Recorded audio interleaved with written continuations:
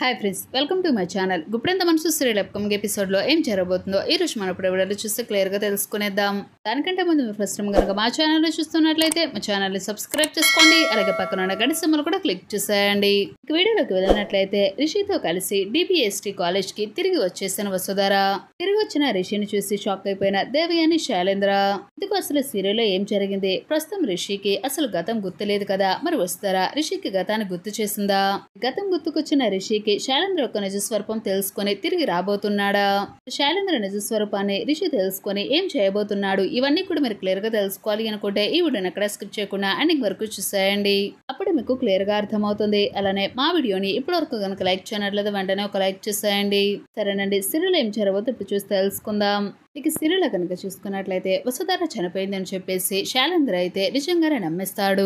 అమ్మయ్య, ఆ రిషిగాడు ఎలాగో ఎక్కడున్నాడో తెలియకుండా పోయాడు. ఈ వసుధారని అడ్డు కూడా తొలగించుకున్నాను. నిజంగానే ఆ రౌడీలు ఈ వసుధారని చంపేస్తుంటారు. వసుధార ఎప్పటికీ రాదు. ఇక మధ్యలో ఉన్న ఈ మనోగారిని కూడా ఎలాగైనా సరే అడ్డు తొలగించుకోవాలి. ఆ MD పదవి నాకు సొంతమైపోతుంది. ఈ రోజుతో కాలేజ్ కి సంతోషంగా వెళ్ళాలి అని చెప్పేసి అంటూ శైలేంద్ర ఎంతగానో ఆనందపడుతూ ఉంటాడు.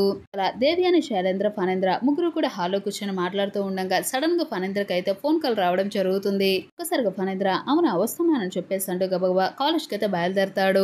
ఫణేంద్ర సడన్ గా అంత సీరియస్ గా కాలేజ్ కి వెళ్లడంతో ఫణేంద్ర వెనకాలే దేవయాని, శైలేంద్ర ఇద్దరు కూడా కాలేజ్ కి వెళ్లడం జరుగుతుంది. ఇంతలో బోర్డ్ మీటింగ్ అయితే జరుగుతూ ఉంటుంది. కాలేజ్ లో స్టూడెంట్స్ అందరూ కూడా చాలా సంతోషంగా ఉంటారు.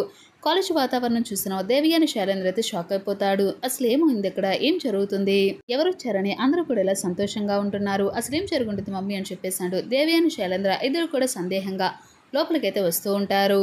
ఈ లోపలికి వచ్చిన ఫణేంద్ర అయితే ఏంటి ఇంత సడన్ గా బోర్డ్ మీటింగ్ పెట్టారు, ఎవరు వచ్చారని చెప్పేసి అంటూ సీట్ బంక్ చూడంగా ఆ MD పదవిలో రిషి అయితే కూర్చొని ఉంటాడు. రిషి పక్కన వస్తారా నిలబడి ఉంటుంది. ఇక అది చూసిన దేవయాని, శైలేంద్ర అయితే ఒక్కసారిగా స్టన్ అయిపోతారు. మహేంద్ర అయితే రిషిని చూసి ఒక్కసారిగా ఎమోషనల్ అయిపోతాడు. నిజంగానే నేను రిషి నేను చూస్తుంది అని చెప్పేసి అంటూ అమ్మ వస్తారా అంటూ చాలా ఎమోషనల్ అయిపోతాడు మహేంద్ర. అంటే మహేంద్ర అమ్మ వస్తారా, నువ్వు అసలు ఎక్కడికి వెళ్ళిపోయావు, రిషిని ఎలా తీసుకుని వచ్చావు అని చెప్పేసి అడుగుతూ ఉంటాడు మహేంద్ర. మీద శత్రువులు చేసిన దాడి వలన నేను నా రిషి సరికి చేరువయ్యగలిగాను. సరిగా మాటలకు షాక్ అయిపోతాడు ఫణేంద్ర. ఎవరమ్మా, అసలు ఎవరు నీ మీద పన్నాంగం పన్నింది, ఎవరు నీ మీద దాడి చేసిందని చెప్పేసి చాలా సీరియస్ గా అడుగుతాడు ఫణేంద్ర. నుంచి వెళ్ళగానే నా మీద అటాక్ జరిగింది మావయ్య, ఆ అటాక్ నుంచి కాపాడింది ఎవరో కాదు ఆయన అని చెప్పేసి అంటుంది వస్తారా. ఆయన అంటే ఎవరు వస్తారని చెప్పేసి అంటాడు శైలేంద్ర. ఆయన అంటే ఎవరో కాదు మా ఆయన రిషి సార్ అని చెప్పేసి అంటుంది వస్తారా. ఆ పదవిలో కూర్చుంది రిషి అని చెప్పేసి నువ్వు నమ్ముతున్నావా అని చెప్పేసి అంటాడు శైలేంద్ర. వెంటనే రిషి ఏ అన్నయ్య నేను రిషిని కాదు అంటే నువ్వు నమ్మవా అని చెప్పేసి అంటాడు రిషి. శైలేంద్ర ఒక్కసారిగా స్టన్ అయిపోతాడు. ఇదమ్మా బాగున్నావా అని చెప్పేసి అంటూ దేవయాని పలకరించడంతో ఇక ఇదంతా చూస్తున్న దేవయాని, శైలేంద్రకైతే ఏం మాట్లాడాలో అర్థం కాదు. వెంటనే వస్తారా ఇన్ని రోజుల్లో రిషి సార్ చాలా దూరంగా ఉన్నారు. ఒక ఆటో డ్రైవ్ చేసుకుంటా తన జీవితాన్ని గడిపాడు. ఇక్కడికి రావడానికి అసలు ఇష్టపడలేదు. కాలేజీ ప్రాబ్లంలో ఉందని చెప్పేసి నా బలవంతం మీద రిషి సార్ ఇక్కడికి తిరిగి రావాల్సిన పరిస్థితి వచ్చిందని చెప్పేసి అంటూ జరిగిన అసలు నిజాన్ని వస్తారైతే అందరికీ కూడా చెప్తుంది. వస్తారా మాటలకి శైలేంద్రకైతే రిషి మీద డౌట్ వస్తుంది. రిషి ఏంటి అసలు ఇక్కడి నుంచి వెళ్ళిపోవడం ఏంటి, ఆటో నడుపుకోవడం ఏంటి, నిజంగానే వేరే వాడిని ఎవరినో తీసుకుని వచ్చి రిషిని అని చెప్పేసి ఒక నాటకం ఆడుతున్నట్లుంది వస్తారా. వెంటనే దేవయాని అయితే చాలా సీరియస్ అవుతుంది. ఏంటి శైలేంద్ర, ఆ వస్తారానేమో చనిపోయింది, ఇక రాదు అని చెప్పేసి నాతో ఏదేదో కబుర్లు చెప్పుకుంటూ వచ్చావు, చూడు ఇప్పుడు వస్తారా తిరిగి వచ్చేసింది, ఇది వచ్చిందే కాకుండా రిషిని కూడా తీసుకుని వచ్చిందని చెప్పేసి అంటుంది దేవయాని. ఏంట్రా ఇదంతా, ఏం జరుగుతుందిరా, నువ్వు అసలు ఏం చేస్తున్నావు అని చెప్పేసి అంటూ దేవయాని మాట్లాడటంతో నువ్వు ఆపుతావా మమ్మీ, అసలు చూస్తుందంతా నాకే అర్థం కావడం లేదు, అసలు బుద్ధి లేదురా, ఎన్నిసార్లు చెప్పినా సరే నువ్వు ఎలా చేస్తున్నావు. ఇక వెంటనే దేవయాని చూడు వస్తారా నువ్వు తీసుకుని వచ్చింది రిషిని అని చెప్పేసి మేము నమ్మడానికి బలమైన ఆధారం ఏముంది. సరే అయితే మేడం మీరు రిషి సార్ని మీకు తెలిసిన కొన్ని ప్రశ్నలు అడగండి, మాకు తెలియనివి కూడా మీకు తెలుసుంటాయి కదా అవి అడగండి. సరే వస్తారా అని చెప్పేసి అంటూ దేవయాని అయితే రిషి దగ్గరికి వస్తుంది. నాన్న రిషి జగతి చనిపోయింది ఎప్పుడో తెలుసా, నీకు వస్తారాకి ఇద్దరికి కూడా పెళ్లి జరుగుతున్న టైంలోనే చనిపోయింది కదా అని చెప్పేసి దేవయాని అడగడంతో అవును, కానీ ఆ టైంలో మా అమ్మ చనిపోయింది, నిజానికి మా అమ్మ అసలు చనిపోలేదు, ఎవరో చంపేశారు, జ్యూస్లో విషం కలిపి చంపేశారు అని చెప్పేసి రిషి చెప్పడంతో దేవయాని ఒక్కసారిగా స్టన్ అయిపోతుంది. ఏంటి రిషి నీకు అసలు ఈ విషయం తెలియదు కదా అని చెప్పేసి దేవయాని అనడంతో ఏంటి పెద్దమ్మ అలా అన్నారు, ఈ విషయం నీకు తెలియదు కదా అని చెప్పేసి మీరు అంటున్నారేంటి, అయితే ఈ విషయం మీకు తెలుసా, జ్యూస్లో విషం కలిపిన విషయం మీకు బాగా తెలుసా అని అంటూ రిషి అడగడంతో రిషి మాటలకి స్టన్ అయిపోయిన దేవయాని వామ్మో వీడిని నేను క్వశ్చన్స్ అడుగుదాము అనుకుంటే వీడే ఎదురుగా నన్ను క్వశ్చన్ చేస్తున్నాడు, నన్ను అడ్డంగా ఇరికించేసేటట్టున్నాడు, నా గురించి నిజాలు బయటపడేలాగున్నాయి, ముందు నేను జాగ్రత్త పడాలి అని చెప్పేసి అనుకుంటూ లేదు నాన్న మధ్యనే మాకు రీసెంట్ గా తెలిసింది ఆ విషయం నీకెలా తెలిసిందా అని చెప్పేసి డౌట్ గా అడిగాను అంతే, అంతకు మించి ఏమీ లేదని చెప్పేసి తప్పించుకునే ప్రయత్నం చేస్తూ ఉంటుంది దేవయాని. నేను రిషినా కాదా అని చెప్పేసి మీ డౌట్ క్లారిఫై అయిపోయిందా లేదా అని చెప్పేసి రిషి అడగడంతో అవును నాన్న, డౌట్ అయితే క్లారిఫై అయిపోయింది, రిషివే నా రిషివే అని చెప్పేసి అంటుంది దేవయాని. అంటే మహేంద్ర అయితే రిషి దగ్గరికి వచ్చి రిషిని గట్టిగా పట్టుకొని చాలా ఎమోషనల్ అయిపోతాడు.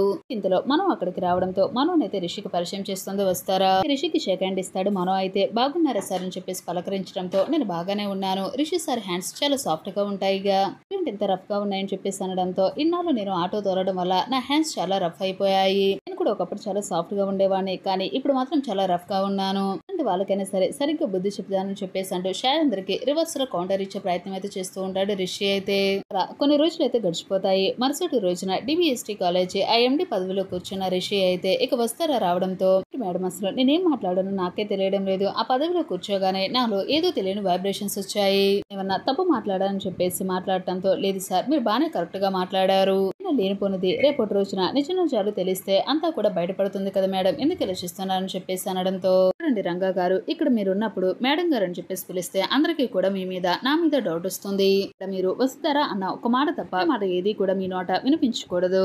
ఈ లోపల ఇదంతా జరుగుతూ ఉండగా రిషి రూపంలో అక్కడికి వచ్చిన రంగాకైతే వాళ్ళ మరదలు అయితే ఫోన్ కాల్ చేయడం జరుగుతుంది. సరోజ చెప్పు అని చెప్పేసి అనడంతో ఏంటి బావా అక్కడ పరిస్థితి ఏంటి, పంపదీసి నువ్వు గానీ తనతోటి ఏమన్నా క్లోజ్ గా ఉంటున్నావు అని చెప్పేసి అనడంతో నువ్వు ముందు నోర్మి సరోజ అని చెప్పేసి అంటూ ఫోన్ అయితే కట్ చేస్తాడు రంగా అయితే. ఈ విధంగా రంగా రూపంలో ఉన్న రిషిని అయితే అక్కడికి తీసుకుని వచ్చి అందరికీ కూడా రిషి అని చెప్పేసి అంటూ దిమ్మ తిరిగి షాక్ ఇస్తుంది వస్తారా. చూద్దాం మరి రాబోయే మనకు ఇప్పుడెంత మనసు సీరియల్ అప్కమింగ్ ఎపిసోడ్ లో అసలు ఏం జరగబోతుందని, మరి రంగా రూపంలో ఉన్నది నిజంగా రిషి అయినా కాదని చెప్పేసి వస్తారా కనిపెడుతుందా లేదా చూడాలి.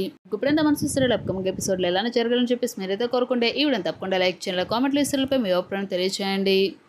ఛానల్ ఇప్పుడంతా మనసు సీరియల్ అప్కమింగ్ ఎపిసోడ్లో ఏం జరగబోతుందో మీడియాలో తెలుసుకోవాలనుకుంటే వెంటనే ఛానల్ సబ్స్క్రైబ్ చేసుకోండి, అలాగే పక్కన ఉన్న గంట సింబల్ కూడా క్లిక్ చేసేయండి.